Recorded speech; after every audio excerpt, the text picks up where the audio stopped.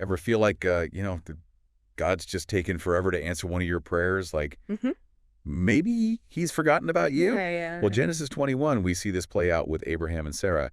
God promised them a son, Right. but they were both well past their prime. Yeah. So let's dive into this chapter, verse by verse, and see how everything unfolded for them.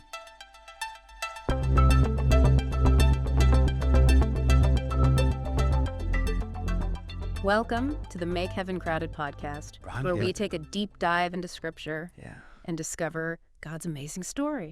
It's fascinating how Genesis 21 opens, isn't it? God doesn't waste any time. Yeah. He immediately fulfills the promise he made to Abraham and Sarah way back in Genesis 18. Yeah, you're right. It says, "And the Lord visited Sarah as he had said, and the Lord did unto Sarah as he had spoken." Right. I love that repetition. It really emphasizes God's faithfulness. It's like a divine echo reminding us that God always keeps his word. In verse 2, we get the confirmation. "For Sarah conceived and bare Abraham a son in his old age, at the set time of which God had spoken to him." Wow. This highlights that God's timing is perfect, Right. even when it doesn't align with our own expectations. It's a powerful reminder for us, isn't it? Absolutely. That even when we feel like giving up hope, God is still working behind the scenes. Absolutely. Yeah. Now, verse 3 introduces us to the newest member of the family. "And Abraham called the name of his son that was born unto him, whom Sarah bare to him, Isaac." What are your thoughts on that name choice? Well, knowing that Isaac means he laughs, Right. it just seems so significant given everything Abraham and Sarah went through. Right. Remember, Sarah laughed when God first told her she would have a child in her old age. Yes, and initially her laughter stemmed from disbelief. It's almost as if God is using that same word, laughter, to showcase how he can transform our doubt into joy. It's a beautiful reminder that when we trust God's promises, Yeah. even when they seem impossible, our laughter of disbelief can become laughter of pure joy. And this theme of laughter actually connects to a much bigger picture within the Bible. Think about the joy that comes from knowing Jesus. It's a laughter that echoes throughout the ages. I love how these seemingly small details can hold such profound meaning. Now let's move on to verse 4, which says, "And Abraham circumcised his son Isaac, being 8 days old, as God had commanded him." This seems like more than just routine procedure, right? Absolutely. Circumcision was the outward sign of the covenant God made with Abraham. It was a visible symbol of their unique relationship and the promises that would flow through Abraham's lineage. It's interesting that even though Abraham was 100 years old at this point, as Right. verse 5 tells us, Yeah. he didn't hesitate to obey God's command. It speaks volumes about his faith and his understanding of the covenant's importance. Then in verses 6 and 7, we hear Sarah's perspective. "And Sarah said, God hath made me to laugh, so that all that hear will laugh with me. And she said, Who would have said unto Abraham that Sarah should have given children suck? For I have borne him a son in his old age."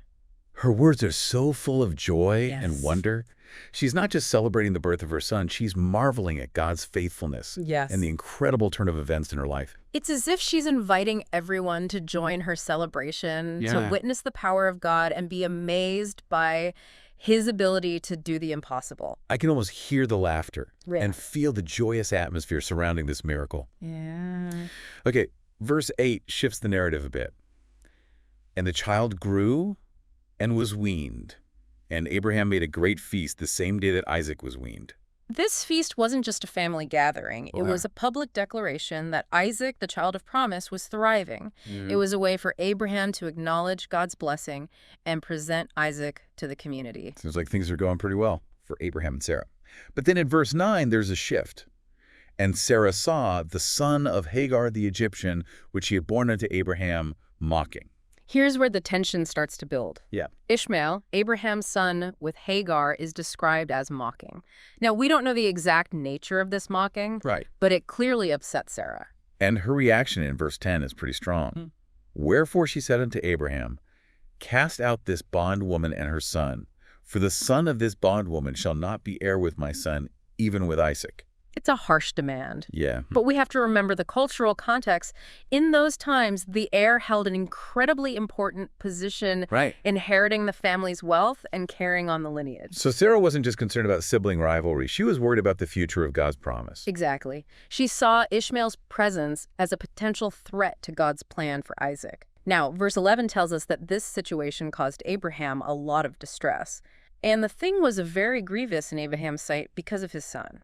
It's understandable, isn't it? He loved both of his sons and was torn between his paternal feelings and his commitment to God's promise. It must have been an incredibly difficult position for him. Yeah. But then God steps in and provides clarity. In verse 12, God says to Abraham, "Let it not be grievous in thy sight because of the lad and because of thy bondwoman. In all that Sarah hath said unto thee, hearken unto her voice, for in Isaac shall thy seed be called." God affirms Sarah's request, making it clear that Isaac is the chosen heir through whom the covenant promises will be fulfilled. This doesn't mean that Ishmael is forgotten or rejected, but it establishes a clear distinction between the line of promise and the line of human effort. So even though it pained him, Yeah. Abraham obeyed God's command. Verse Yeah. 14 describes the scene. "And Abraham rose up early in the morning and took bread and a bottle of water and gave it unto Hagar, putting it on her shoulder and the child, and sent her away. Yeah. And she departed and wandered in the wilderness of Beersheba." It's a poignant image, isn't it? Yeah. We can only imagine the mix of emotions Abraham must have felt as he sent Hagar and Ishmael away. He's trusting God, Yeah. but he's also saying goodbye to his son. It's a complex situation Mhm. that raises all sorts of questions about obedience, sacrifice, Yeah. and God's ultimate plan. What happens next? Well, verses 15 and 16 paint a desperate picture. Hagar and Ishmael are wandering in the wilderness. Their supplies run out, Right. and Hagar fears the worst. And the water was spent in the bottle, and she cast the child under one of the shrubs. And she went and sat her down over against him a good way off, as it were a bowshot. For she said, "Let me not see the death of the child." And she sat over against him and lifted up her voice and wept. It felt heartbreaking to think of Hagar feeling so helpless and alone. But even in this moment of despair, Yeah. God doesn't abandon her. You're absolutely right. Verse 17 says, "And God heard the voice of the lad, and the angel of God called to Hagar out of heaven, and said unto her, What aileth thee, Hagar? Fear not, for God hath heard the voice of the lad where he is." God hears the cries of a desperate mother and her son, even when they are far from the familiar and feel utterly lost. It's a powerful reminder that God's compassion extends to all people, regardless of their circumstances. And it's not just words of comfort. God also provides practical help. In verse 19 it says, "And God opened her eyes, and she saw a well of water, and she went and filled the bottle with water and gave the lad drink." It's another miracle, just like when God provided for Hagar the first time she fled into the wilderness. It highlights God's consistency and Yeah. faithfulness. He doesn't just make promises. He actively intervenes in our lives, even when we feel like we've messed up or been pushed aside. So Ishmael survives, Right. and God reaffirms his promise to Hagar, Yeah. saying in verse 18, "Arise, lift up the lad, and hold him in thine hand, for I will make him a great nation." This shows that God's plan is multifaceted. Even though Ishmael is not the heir to the covenant promises given to Abraham, Right. he will still be blessed and become the father of a great nation. It's a reminder that God's purposes often extend far beyond our limited understanding. Okay, that takes us through the first 21 verses of Genesis 21. We've seen God's faithfulness, his timing, his compassion, Right. and his miraculous provision. Where does this story go from here? Well, the rest of the chapter takes us in a slightly different direction, Okay. focusing on Abraham's interactions with Abimelech, Right. the king of Gerar. Okay, so we'll pick up there in part 2 of this deep dive. Until then, keep pondering these verses and see what God might be saying to you through this incredible story. Absolutely. We'll see you next time. Sounds good. So as we jump back into Genesis 21, Okay. we're picking up with the interaction between Abraham and Abimelech, the king of Gerar. Yeah, it starts with Abimelech and Phicol, his top general, Right. approaching Abraham in Right. verse 22. It seems like they're coming to him with a purpose. Absolutely. And their purpose becomes quite clear when Abimelech says to Abraham, "God is with thee in all that thou doest." It's a statement of observation, but it also carries a hint of awe, even perhaps a bit of apprehension. You're right. It's as if Abimelech recognizes the power of God working in Abraham's life Right. and wants to make sure they're on good terms. Exactly.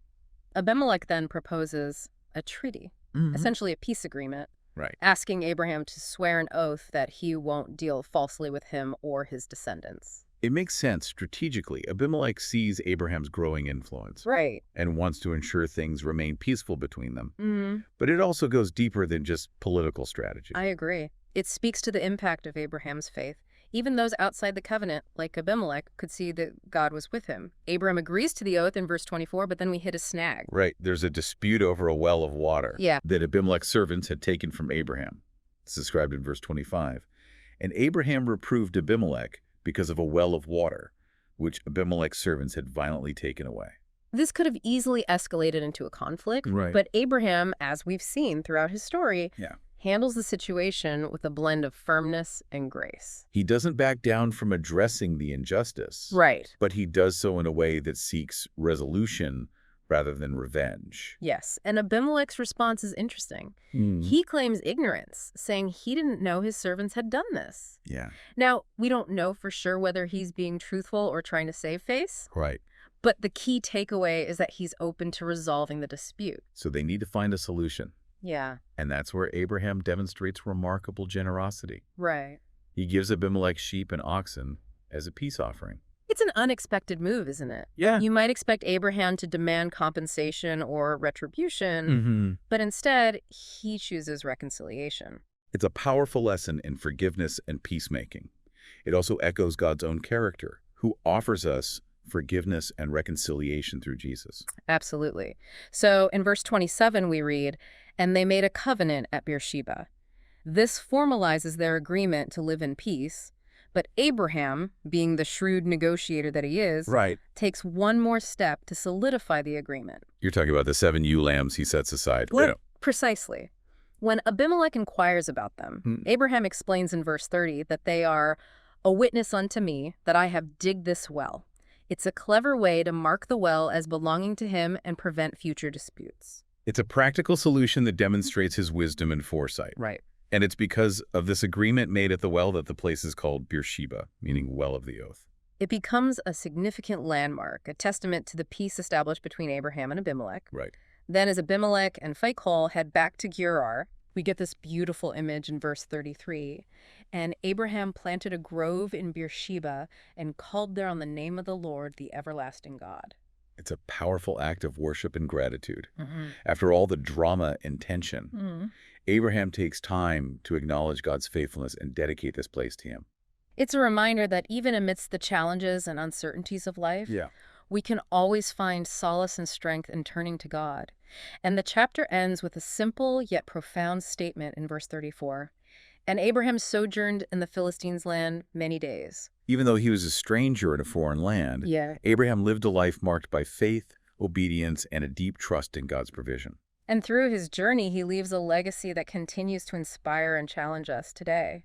But as we wrap up our deep dive into Genesis 21, what stands out to you as the most significant takeaway from this chapter? For me, it's the reminder that God's timing is perfect, even when it doesn't align with our own desires or expectations. We see this so clearly in the birth of Isaac, a miracle that seemed impossible, yet unfolded exactly as God had promised. That's a powerful insight. And it ties in beautifully with another key theme, God's faithfulness, not just to his chosen people, but to all who call upon him. We see this in the way he cares for Hagar and Ishmael, even though they are sent away. It's a comforting reminder that God's compassion extends to everyone, regardless of their circumstances or their role in his grand plan. It certainly is. And as you reflect on the story of Abraham and Sarah, what lesson resonates most deeply with you? Perhaps it's the importance of obedience, even when it's difficult. Or maybe it's the power of forgiveness and reconciliation. Or maybe it's the reminder that God sees our struggles, hears our cries, and is always working behind the scenes, even when we can't see it. And just like he provided for Abraham and Sarah, he will provide for us too. Well said. We'd love to hear your thoughts on Genesis 21. What resonated with you? What questions did it raise for you? Leave a comment on our Make 'Em Crowded YouTube channel. And let's continue the conversation. Right. And if you want to see this chapter come to life, be sure to check out our fully visualized version of Genesis 21 on YouTube. It's a great way to experience the story in a whole new way. Don't forget to share it with your friends and family. Absolutely. Let's keep seeking God together and make heaven crowded. Thanks for joining us on this deep dive. Yeah, thanks for joining us. Welcome back to our deep dive into Genesis 21. Yeah, we're picking up right where we left off. Right. Abraham is settling in the land of the Philistines. What happens next in this story?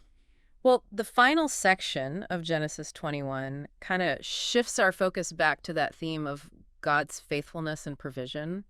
Even though Abraham's living as a sojourner in a foreign land, God continues to bless him Right. and work through him. Yeah, it's like a reminder that no matter where we find ourselves, God is always with us, Absolutely. guiding our steps and providing for our needs. Exactly. And we see this play out in the story of Abraham and Abimelech. Remember, they had made a covenant, a peace treaty, earlier in the chapter. Now in verses 22 through 34, we see how that covenant is tested Right. and ultimately strengthened. Right. It starts with Abimelech recognizing that God is with Abraham in all that he does. Yeah. He approaches Abraham with a request, almost like he's a bit intimidated by Abraham's connection with the divine. He asks Abraham to swear an oath, promising to deal faithfully with him and his descendants. Yeah. It's a sign of respect, but also a way for Abimelech to kind of protect his own interests. He sees the power of God at work in Abraham's life Right. and wants to ensure that he's on the right side of things. So Abraham agrees to the oath, but then there's a conflict over a well of water. Right. Abimelech's servants had seized the well, Yeah. and Abraham confronts him about it. It's a situation that could easily escalate into a full-blown feud. Right. But Abraham handles it with wisdom and grace.